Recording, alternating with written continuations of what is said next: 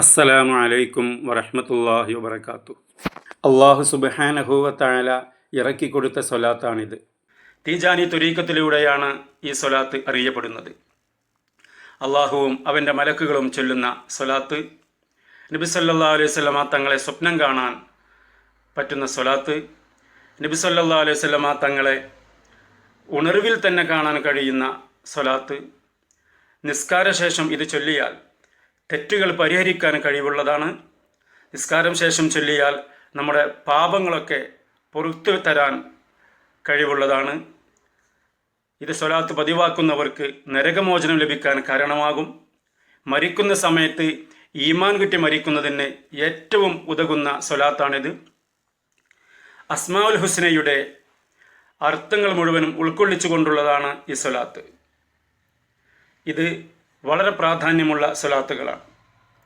ഒരാൾ വെള്ളിയാഴ്ചയോ വ്യാഴാഴ്ചയോ ഇത് ചൊല്ലുകയും 100 പ്രാവശ്യം ചൊല്ലിയിട്ടും നബി സല്ലല്ലാഹു അലൈഹി വസല്ലമ തങ്ങളെ സ്വപ്നം കാണാതിരിക്കുന്നവനെക്കുറിച്ച് ഞാൻ അത്ഭുതപ്പെടുന്നു എന്ന് തീജാനി ത്വരീഖത്തിലെ ഉന്നതരായ ഷെയ്ഖ് മായി ഹൈദർ റളിയല്ലാഹു അൻഹു പറയുന്നു.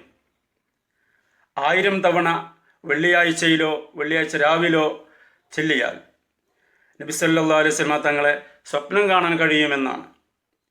നബിയുടെ സ്നേഹം ലഭിക്കാൻ കാരണമാകുന്ന ഒരു പ്രത്യേകമായ സ്വലാത്താണിത്. ഒരിക്കൽ ഷെയ്ഖ് അഹ്മദുൽ തീജാനി റളിയല്ലാഹു അൻഹുവിനോട് ഒരു മുരീദ് വന്നുകൊണ്ട് കുറച്ചധികം ദിക്റുകളും ദുആകളും സ്വലാത്തുകളുമൊക്കെ ചൊല്ലാൻ സമ്മതം ചോദിക്കുകയുണ്ടായി.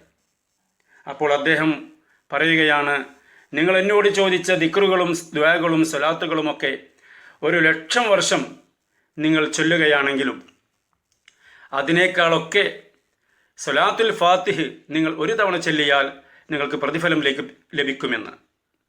അതായത് സ്വലാത്തുൽ ഫാത്തിഹ് എന്ന് പറയുന്നത് വളരെ മഹത്വമുള്ളതാണ്. ഇൻഷാ അല്ലാഹ് ബാക്കി നമുക്ക് അടുത്ത വീഡിയോസിൽ കാണാം. അല്ലാഹു സുബ്ഹാനഹു വ തആല നമ്മുടെ എല്ലാ പാപങ്ങളും പുറത്ത് സംശുദ്ധരായി ജീവിക്കാൻ അള്ളാഹു നമുക്ക് തൗഫീഖ് നൽകട്ടെ.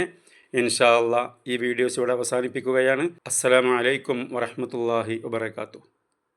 Thanks for watching.